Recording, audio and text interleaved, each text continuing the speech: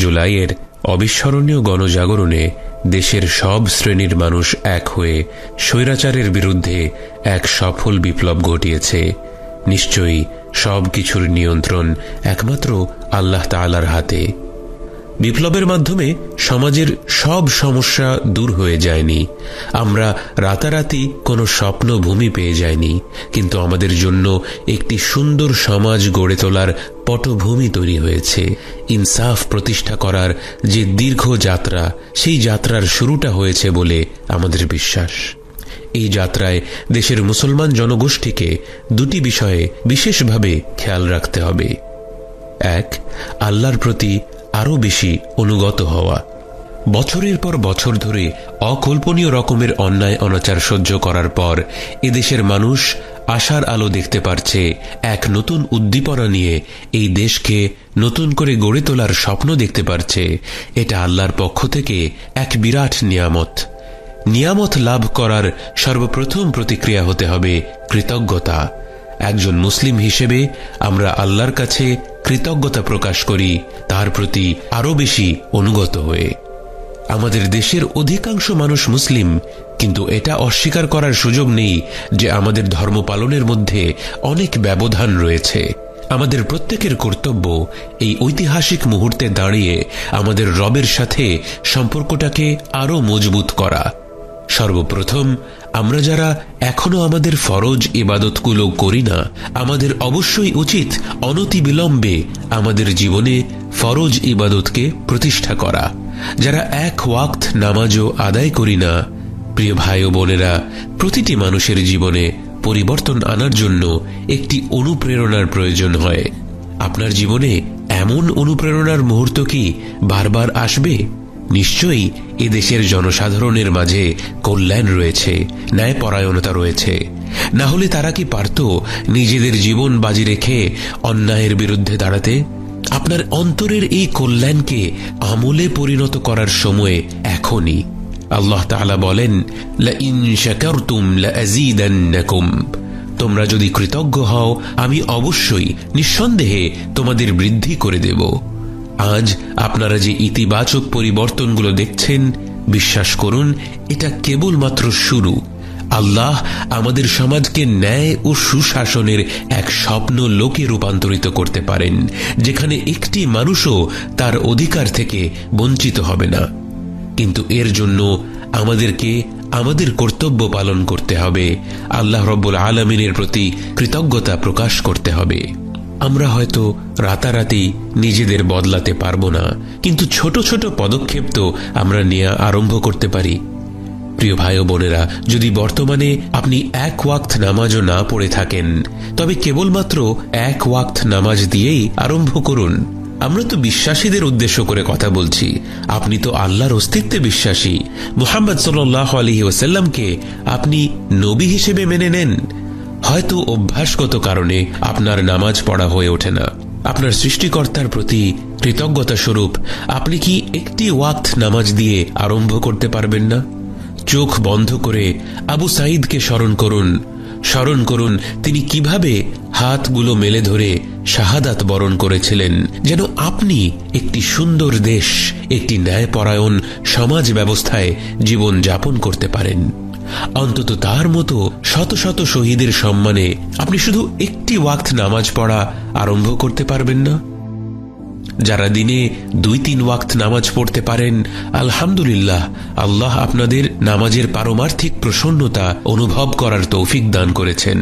আপনি কি 5 ওয়াক্ত নামাজ আদায় করে এর কৃতজ্ঞতা প্রকাশ করতে পারবেন না? ভাইরা, নামাজ ছেড়ে দেয়া আমাদের দিনে একটি অত্যন্ত গুরুতর বিষয়। নবীজি সাল্লাল্লাহু আলাইহি ওয়াসাল্লাম বলেছেন, নিঃসন্দেহে একজন বান্দা এবং শিরক ও কুফরের মধ্যে পার্থক্য হচ্ছে নামাজ পরিত্যাগ করা। নামাজ আমাদের সৃষ্টিকর্তার সাথে সংযোগ, নামাজ আমাদের মর্যাদা।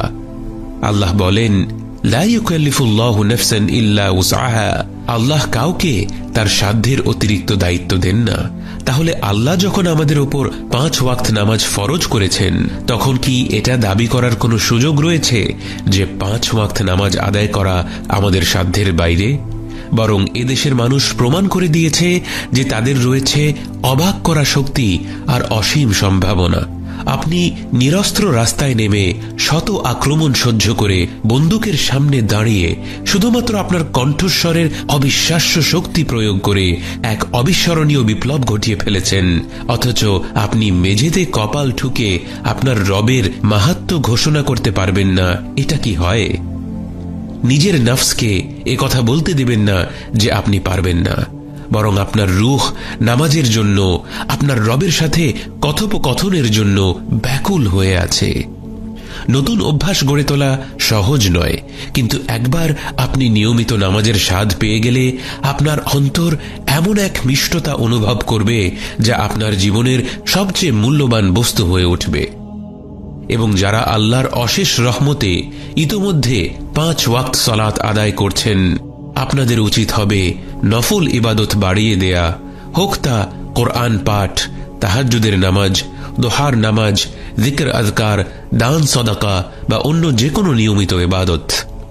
এটা হতেই দেবেন না যে এই ঐতিহাসিক বিপ্লবের আগে আল্লাহর সাথে আপনার সম্পর্ক যেমনটা ছিল এর পরেও তেমনটাই রয়ে গিয়েছে। আমরা যেন বনু ইসরাইলীদের মতো না হয়ে যাই, যারা ফিরআউনের বহু প্রতীক্ষিত পতনের পর মূসা আলাইহিস সালামের সাথে সমুদ্র পাড়ি দিয়ে আশ্রয় পাওয়া মাত্র আল্লাহর নাফরমানি করা আরম্ভ করে দিয়েছিল। বহু রাজনৈতিক বিশ্লেষক বিপ্লবের পরে প্রতি বিপ্লব হওয়ার সম্ভাবনা নিয়ে আলোচনা করছেন, পার্শ্ববর্তী দেশের কর্মকাণ্ডের ব্যাপারে উদ্বেগ প্রকাশ করছেন। নানা বিষয়ে নানা মানুষ স্বাভাবিকভাবে শঙ্কিত অবস্থায় আছেন। মুসলিম জনতার জন্য ব্যাপারটা সহজ। আমরা কোনো রাজনৈতিক পরাশক্তির উপর নির্ভরশীল নই, আমরা কোনো সামরিক শক্তির উপর নির্ভরশীল নই, আমরা কোনো দল বা নেতার উপর নির্ভরশীল নই। আমাদের তাওয়াক্কুল একমাত্র আল্লাহর উপরে। আমরা যদি কৃতজ্ঞ হই, আল্লাহই আমাদের এই সমাজকে আরো উন্নত করে দেবেন, আরো সুন্দর করে দিবেন। আমরা যদি অকৃতজ্ঞ হই, তবে গ্যারান্টি দিয়ে বলতে পারি যে প্রকৃতপক্ষে কোনো কিছুই বদলাবে না। আবারও সেই চাটুকারিতা, সেই দুর্নীতি, সেই ঘুষ খাওয়া, সেই অন্যায়ভাবে গুম আর হত্যা হওয়া ফিরে আসবে এই সমাজে, হোক তা প্রতি বিপ্লবের কারণে আর হোক তা বর্তমান কর্তৃপক্ষেরই তত্ত্বাবধানে।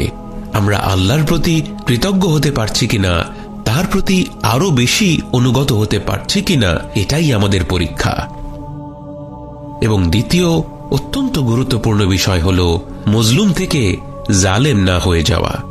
আমাদেরকে মনে রাখতে হবে যে মানুষ রাস্তায় নেমেছিল কারণ তাদের উপর জুলুম করা হচ্ছিল। সমাজের প্রতিটি স্তরে, প্রতিটি ক্ষেত্রে জুলুম দৃশ্যমান ছিল। মানুষ আন্দোলন করেছিল জুলুম থেকে মুক্তির জন্য, ন্যায় বিচার প্রতিষ্ঠা করার জন্য, প্রতিশোধ নেওয়ার জন্য নয়। মজলুমকে আল্লাহ রক্ষা করার পর সে যদি নিজেই জালিম হয়ে যায়, তাহলে তার মজলুম রয়ে যাওয়া তার জন্য লক্ষ কোটি গুণে উত্তম ছিল। মজলুম ব্যক্তি যদি তার অত্যাচারের বদলা নিতে গিয়ে অনুপরিমাণ সীমা অতিক্রম করে, তবে সে নিজেই জালেম হিসেবে গণ্য হবে। এবং নবীজি সাল্লাল্লাহু আলাইহি ওয়াসাল্লাম বলেন, একজন প্রকৃত মুসলিম হল সে যার জিহবা ও হাত থেকে মানুষ নিরাপদ, এবং একজন মুমিন হল সে যার থেকে অন্য মানুষের জীবন ও সম্পদ নিরাপদ। গণ অভ্যুত্থানের পরবর্তী সময়ে মানুষের বহু দিনের জমে থাকা ক্ষোভ প্রকাশ পেয়েছে, এবং হয়তো যে কোনো বিপ্লব বা গণ অভ্যুত্থানের পরেই এমনটা হয়। কিন্তু আমরা বিশ্বজাহানের জন্য রহমত হিসেবে প্রেরিত নবী মুহাম্মদ সাল্লাল্লাহু আলাইহি ওয়াসাল্লামের উম্মত, তার অনুসারী হিসেবে আমরা কি এর চাইতে উত্তম প্রতিক্রিয়া দেখাতে পারি না? যারা এখনো অতিরিক্ত ক্ষোভ প্রকাশ করছে, হতে পারে তারা মজলুম ছিল, কিন্তু তাদের মাথায় হাত বুলিয়ে হলেও আমাদের বোঝাতে হবে, আমাদের প্রতিক্রিয়া হতে হবে মুহাম্মদ সাল্লাল্লাহু আলাইহি ওয়াসাল্লামের চরিত্রের সাথে সামঞ্জস্যপূর্ণ। তিনি ইনসাফ প্রতিষ্ঠা করেছেন, তিনি প্রতিশোধ পরায়ণ ছিলেন না। আপনার সামনে একেবারে প্রতিষ্ঠিত একজন অপরাধী ধরা পড়লেও আপনি সরাসরি তাকে আঘাত করতে পারেন না, বরং সঠিক প্রক্রিয়ায় বিচার পাওয়া তার অধিকার। আপনি ভাবতে পারেন এই ধরনের অন্যায়কারীরা তো বেশিরভাগ সময়ে আইনের ফাঁকফোকর দিয়ে বেঁচে যায়। সুষ্ঠু বিচার প্রক্রিয়ার মধ্যে দিয়ে গেলে এমনটা হতেই পারে, নবীজি সাল্লাল্লাহু আলাইহি ওয়াসাল্লামের জীবদ্দশায় প্রতিটা মানুষ জানত আব্দুল্লাহ ইবনে উবাই ইবনে সালুল ছিল একজন মুনাফিক। তবু নবীজি সাল্লাল্লাহু আলাইহি ওয়াসাল্লাম কখনো তাকে মৃত্যুদণ্ডের আদেশ দেননি। যুগে যুগে এমন অনেক আব্দুল্লাহ ইবনে সালুল থাকে যারা আইনের ফাঁক দিয়ে আপাত দৃষ্টিতে বেঁচে যায়, কিন্তু প্রকৃত মুমিনরা জানে তারা আসলে ছাড়া পাচ্ছে না, বরং সবচেয়ে ভয়ঙ্কর পরিণতি হচ্ছে তাদের, যারা নানা অপকর্মের পর দুনিয়াতেই ধরা পড়ে, যাদের দুনিয়াতেই বিচার হয়। তাদের সুযোগ থাকে তওবা করার, সুযোগ থাকে ফিরে আসার, কিন্তু যারা দুনিয়াতে পার পেয়ে যায় তারা আসলে পার পেয়ে যায় কোথায়? তারা যেদিন বুঝতে পারে যে তারা পার পেয়ে কোন গন্তব্যে পৌঁছে গিয়েছে, তাদেরকে এই আফসোস পুড়ে ছারখার করবে যে কেন দুনিয়াতেই তারা ধরা পড়ল না আর সেখানেই তাদের বিচার হয়ে গেল না।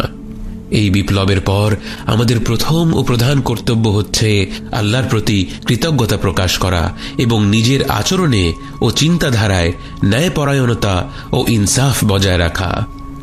আল্লাহ আমাদেরকে এই পথে চলার শক্তি দিন, যাতে আমরা সত্যিকারের পরিবর্তন আনতে পারি এবং একটি সুন্দর ন্যায় বিচারপূর্ণ সমাজ প্রতিষ্ঠা করতে সক্ষম হই।